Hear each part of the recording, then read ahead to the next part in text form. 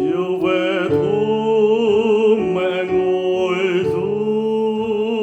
ngủ ngoan ngoan con yêu ơi ơi ơi ngủ ngoan nào đi con chiều dần xuống mây mờ trôi nhẹ nhẹ đu đưa chiếc nối chiều dần xuống mây mờ trôi con của tôi đã ngủ rồi.